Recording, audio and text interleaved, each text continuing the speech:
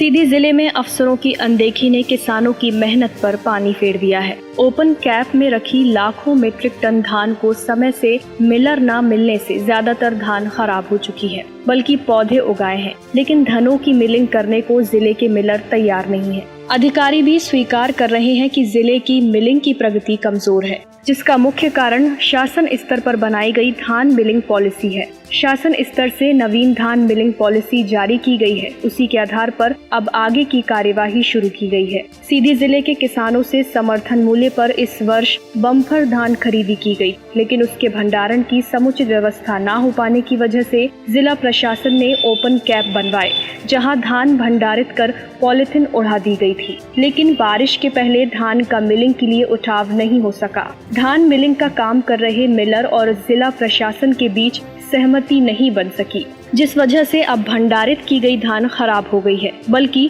सड़न ले चुकी है, जिसकी साफ सफाई की कवायद भी शुरू हो गई है। एक सरकारी आंकड़े की माने तो 1,04,000 मीट्रिक टन धान ओपन कैप में रखी गई है, जिससे कुछ धान सड़ने लगी है। अब तक में जिला प्रशासन महज 9 महीनों में 8,000 टन धान का उठाव करा सका है। शेष ओपन कैप में रखी धान की बोरियों से पौधे निकलने लगे हैं। धान के भंडारण में इस कदर लापरवाही की गई है कि बाईपास पीएम सभा स्थल में बने जिले के सबसे बड़े ओपन कैप में पक्का चबूतरा तक नहीं बना है। मिट्टी के चबूतरे पर ही धान के बोरे डंप कर ऊपर से पॉलिथीन उड़ा दी गई है, जो बारिश और तेज हवा कट गई है, जिससे बरसात का पानी धान की बोरियों में समा रहा है। जिले के आला अफसर इन्हें सुरक्षित करना तो दूर, मुआयना करना भी उचित नहीं समझते हैं। मिलर धानों की मिलिंग करने को तैयार नहीं है, जबकि जिले में कुल 14 मिलर धानों की मिलिंग करने के लिए पंजीकृत हैं। अपर कलेक्टर हर्षल पंचोली खुद स्वीकार कर रहे हैं कि जिले में धान की मिलिंग की प्रगति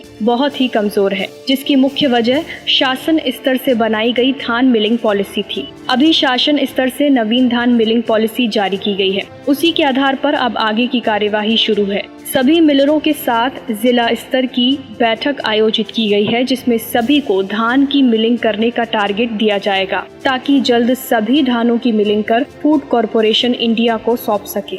और इसका मुख्य कारण है कि जो धान के मिलर से उनको कुछ इकोनॉमिकली वायबल नहीं लग रहा है ये बिजनेस, जिसके कारण ये परेशानी उत्पन्न हो रही है। शासन स्तर से नवीन धान मिलिंग पॉलिसी जारी की गई है और शासन स्तर से यह भी निर्देशित किया गया कि नवीन धान मिलिंग पॉलिसी के अनुसार सभी समस्त मिलर्स को आप पुनः सूचित करें और उनके साथ बैठक आयोजित करके निर्णय लें।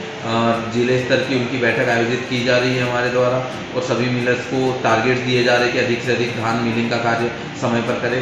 समय पर हो अगर वो हो जाएगा तो सारा जो धान अभी गोडाउन्स में रखा गया है उसको मिलिंग करके फूड कॉरपोरेशन ऑफ इंडिया को हम लोग भेज देंगे और इसकी पूरी तैयारी जिले स्तर पर की जाएगी। टाइम 8 मध्य प्रदेश के लिए सीधी से ब्यूरो रिपोर्ट।